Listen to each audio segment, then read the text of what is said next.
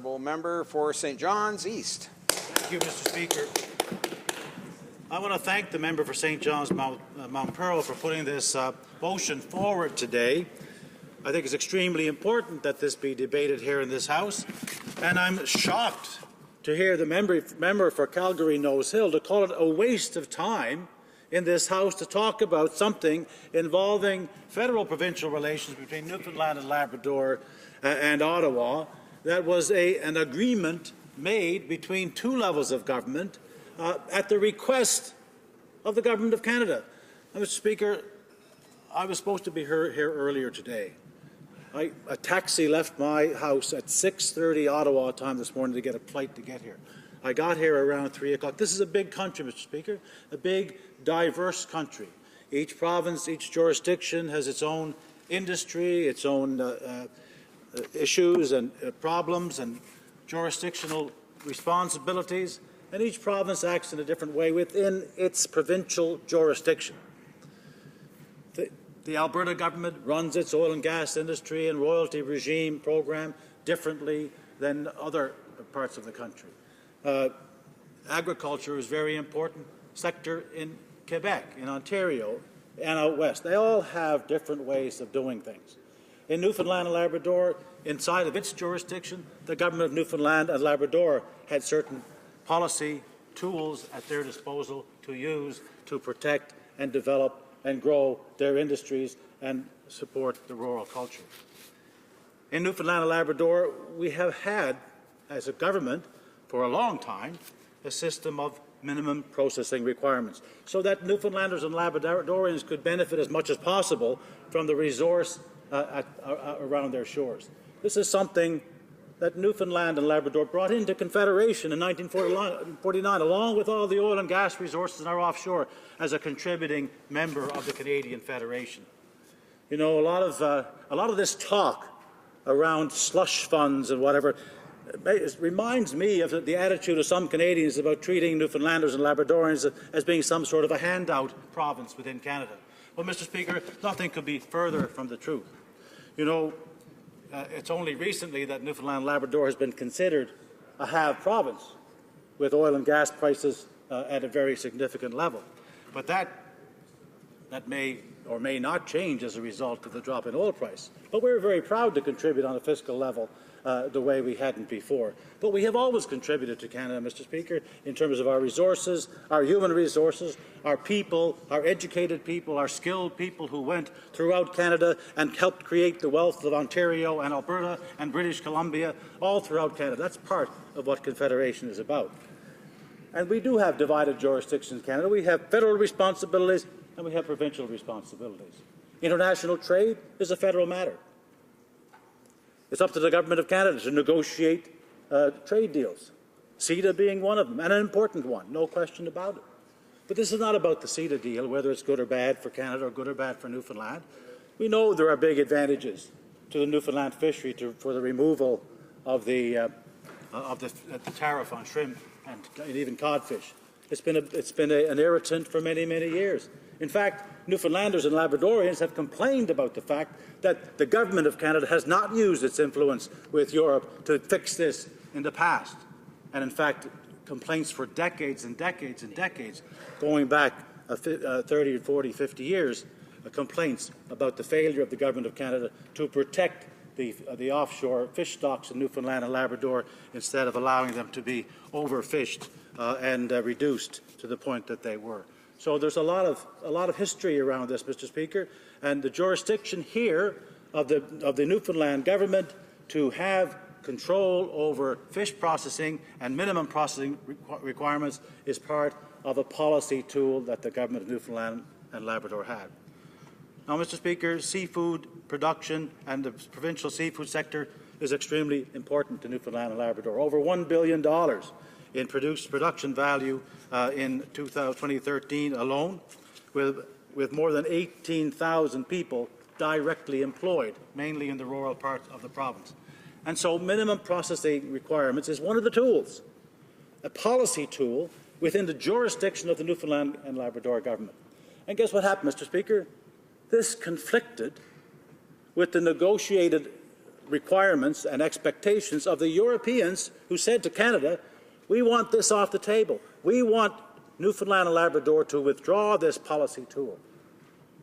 That was said not by Newfoundland and Labrador, that was said by the Europeans.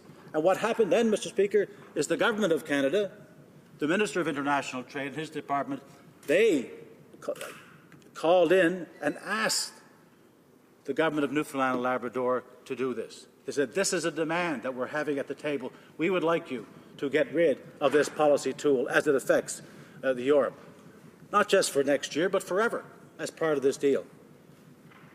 And they asked a very simple question. What would you like in return for giving up this policy tool? And the negotiations began. They began in good faith, Mr. Speaker. They began in good faith, and they resulted in an agreement. Now, Mr. Speaker, this wasn't solely about compensating individuals who may have lost an individual specific job. I think that was what the federal government wanted initially, but it was very clear that that's not what resulted at the other end, at the end of the day. In fact, the negotiations, the exchange of letters, all of those things have been examined by independent people, including, for example, Professor Saul Schwartz, a public policy professor at the University of Carleton University, who looked at the documents, looked at the exchange of letters, looked at the correspondence, even correspondence from the minister responsible for ACOA, and concluded that the province's interpretation of what went on in the final deal was absolutely right. Reading from a CBC story, Professor Schwartz said, based on his analysis of letters between former International Trade Minister, and it says his name here, and we know who that is, and Keith Hutchings, the former Provincial Fisheries Minister, the deal is broader than what the federal government is now saying. Schwartz said the letters show the money is meant to build a fishery of the future. When the minister is saying this is only for adjustment, and Minister Hutchings says, well, no, we want it for both any harm that might be done and for industry development, the positions were clear. In the end, the International Trade Minister caves and says you can use it for industry development as well. Schwartz said the federal government could not have believed the fund was to be used for displaced workers only. And that's consistent. We've heard the debates on the other side. The member for St. John South Mount Pearl has quoted a lot of the correspondence and letters and suggested as to what went on for many, many months.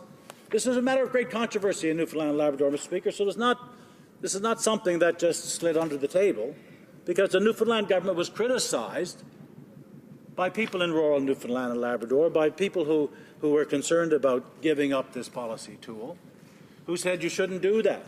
So the government had to take the criticism on the chin, but they made it very clear that this agreement was about fisheries development, fisheries research, marketing development, and other aspects of the fishery of the future. You know, I mentioned earlier about different jurisdictions. You know, federal government is responsible for fisheries, but the Newfoundland government is responsible for fish processing and other aspects of the fishing industry. But you know, Mr. Speaker, there's such a big concern in Newfoundland and Labrador that the federal government has let Newfoundland and Labrador down, that Newfoundland itself has gone into paying for its own scientific research because the federal government has failed to do so. This is not a waste of time here today, Mr. Speaker, when we're asking to have this House recognize that it's very important that this Government of Canada, in dealing with the province, deal in good faith. And when you make a deal, you make a deal. And the deal was $400 million. I can tell you without question, the Premier of Newfoundland and Labrador would never be able to say to you or anyone in this House that there's $400 million worth of individuals who will lose their jobs in the next 2 or 3 or 4 years in the implementation. Not a chance. Not a chance. In fact, what the Premier of Newfoundland and Labrador told me is that they were told, and Keith Hutchings, the Minister of Intergovernmental Affairs, former Fisheries Minister, by the federal government, think outside the box. This is not just about the fisheries. Whatever you want put on the table, we want you to give up this jurisdiction, this policy, not not talk about how the workers specifically, individually might be affected. We want you to give up this jurisdiction. What do you want to ask from us in return? And there was lots of things on the table. And what it came down to in the end was a joint fund where the Government of Canada would put up as much as $280 million and the province of Newfoundland and Labrador $120. And what for, Mr. Speaker? To compensate individual workers? No. If there were demonstrable effects, they would be compensated. But outside of that, it was designed to have a fund. $280 million. This $280 million is in the federal budget, Mr. Speaker. It's there now, not for 2020 when this deal might be implemented and there might be seeing some effects. It's in the budget now and is designated for the Fisheries Investment Fund. Investment fund, not compensation fund, the Fisheries Investment Fund to deal with marketing, development, innovation, research, all of those things that are important to Newfoundland and Labrador because of the significant need for the province to develop its fishery independent of some of the other problems that are going to come about. So this is not something that you can even argue about. You know, when the Minister of Justice comes to Newfoundland and says this is not meant to be a slush fund. Very nice. What an insult, Mr. Speaker. Slap in the face. What an insult to the people of Newfoundland and Labrador. What an insult to the government of Newfoundland and Labrador to suggest that that's what Newfoundlanders and Labradorians are trying to pretend that it is, that they want slush from the government of Canada. What an insult. I'm shocked, Mr. Speaker, and I'm ashamed that that minister would say that. Not too long ago, Mr. Speaker, before the minister responsible for Alcoa, that minister was the minister responsible, the regional minister for Newfoundland and Labrador. The regional minister for Newfoundland and Labrador. And for him to come to Newfoundland and Labrador and say that, I found insulting and not worthy of him, frankly. Absolutely. Not worthy of him. You know, the Minister of Justice knows Newfoundland and Labrador. He has lots of good friends in Newfoundland. He goes fishing in Newfoundland and Labrador.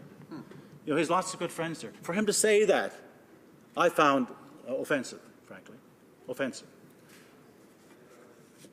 And, you know, we've heard the minister responsible for Alcoa saying, well, this is, we've even heard it suggest that this was a fund for all the Atlantic provinces. Now, I don't know who said that. I hope the minister can say that he didn't say that, he never intended that. But of course, why would Newfoundland and Labrador put up $120 million for an Atlantic fund if no other provinces were doing anything to do with that? But that's how far this debate has gone, Mr. Speaker. It seems that, you know, it's like a shifting sand. You sit down with the Government of Canada, you make an agreement in good faith.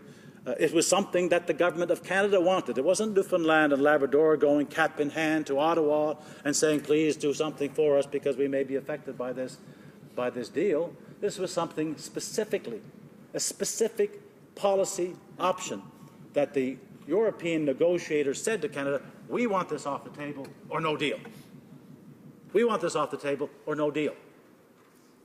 And the Newfoundland and Labrador government entertained the request of Ottawa to do this in good faith, knowing that this was a policy option that whatever it was used for now and whatever effect it might be now was something they couldn't do in 10 years' time or in 5 years' time or in 20 years' time because this was an agreement that was going to last forever. And they made suggestions. It was negotiations. It was discussions back and forth. Two mature partners, each with their own constitutional jurisdiction. This is not, you know, someone, as I say, cap in hand, who's looking for a handout from a parent. This is a jurisdiction which has the right under its law, whether you like it or not. I mean, some people might call it protectionist, but I can call Buy America protectionist too. It doesn't change the power of the United States to do it. That's true. Right? There's lots of ways you can argue whatever way you want about the trade deal itself and whether it's best on the whole net benefit or not. That's something that's a debate that's going on and is going on in Canada. At least it's going on in some quarters. The Liberals have decided they liked the deal. That was before they didn't need to read it. They didn't need to read it, didn't need to see the text, didn't need anything. We support it. Whatever the government does, we support. So we're having a look at that, and at the end of the day, we'll decide what our view is on it. But in the meantime, this is not about that. This is about a specific detail that involves the Government of Canada, we hope and fully expect can deal in good faith with the partners of Confederation. Now, we know the Prime Minister doesn't meet with the provincial premiers as a whole. He had a meeting with our Premier in December, and our Premier came away and said, Can't be trusted. I don't think we can trust this guy. Well, that's a shocking state of affairs, Mr. Speaker. That's a shocking state of affairs. I find that to be a 5 minutes. Thank you. A Conservative Premier of Newfoundland and Labrador coming to Ottawa, meeting with the Prime Minister, knowing the background, expecting that obviously some misunderstanding. The minister responsible for ACOA, who even in early October of 2014 was saying that it was referring to it as a fishery transition initiative. By the end of the month was saying something different, and so the province, the Premier came to Ottawa with the Minister of Intergovernmental Affairs, and said, obviously this is a misunderstanding. We'll go to the source. We'll talk to the Prime Minister, and it'll be sorted out. If there's a misunderstanding, well then, we've got the documents, we've got the correspondence, we've got the whole shebang. Didn't hear anything from the Minister of International Trade, by the way. He was absent from this discussion. Not a word. He's the guy who made the deal. He's in Brussels. He's the one who made the deal. Not a word. He wasn't around. The Minister responsible for ACOA was put out in the hot seat and say, okay, you're going to have to take this position now. He didn't have anything to do with it. And he didn't negotiate the deal. I don't think the Minister for ACOA was at the table. The Minister for International Affairs and his representatives were, including according to John Ivison of the National Post, the now Principal Secretary for the Minister of International Trade, who was at the table and who did write to the Prime Minister, to the Newfoundland government about this matter. So all of these people who were involved, they weren't around. It was just the Minister responsible for ACOA who was asked to go and carry the bad news to Newfoundland and Labrador that we weren't going to follow this agreement. But, Newfoundlanders are a trusting group of people. When they make a deal, they feel that the other party is going to follow through in the good faith that the deal was made. So coming to see the Prime Minister, came to Ottawa, had a meeting on apparently very short notice with the Prime Minister, which was a good thing. I'm certainly pleased to hear that took place. But unfortunately, the results of that meeting were very, very dissatisfying to the government of Newfoundland and Labrador, because lo and behold, the Prime Minister repeated what now appear to be talking points. We heard the Minister, the Deputy Government House Leader, repeat those talking points today. Why would we do that? Why would we do that? Well, the fact of the matter is you did do that. And why? Because you wanted Newfoundland and Labrador to give up this jurisdictional policy tool that it had at its disposal, that it was using and wants to continue to use. We will give it up, but not for the benefits of CETA in general, but in response to a program that the Government of Canada put on the table after much negotiation. Now, as John Ivison says, the solution is simple. The Harper government should, Mr. Speaker, should stump up the $280 million it agreed to pay on the implementation of CETA, and Minister Hutchings and King can stay home and save their breath. Well, Mr. Speaker, that's the problem that we have.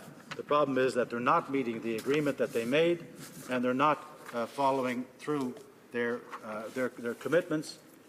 And unfortunately, in those circumstances, they can't be trusted. I don't think this can be belabored very much. What I do want to say, there is an email Newfoundland got to the Newfoundland government October 2013. So this agreement is not new. This is old. He says that Mr. Bill Hawkins, Chief of Staff to Trade Minister, who's named, and now the Prime Minister's Principal Secretary, in an email says the transitional program, up to a combined total of $400 million, would address fish and seafood industry development and renewal. That's not damage. fishery and fish and seafood industry development and renewal, as well as workers whose jobs are displaced in the future. Now that, Mr. Speaker, was the deal. It's known to be the deal, and this government is trying to back out on it. Thank you, Mr. Speaker. Well done, John.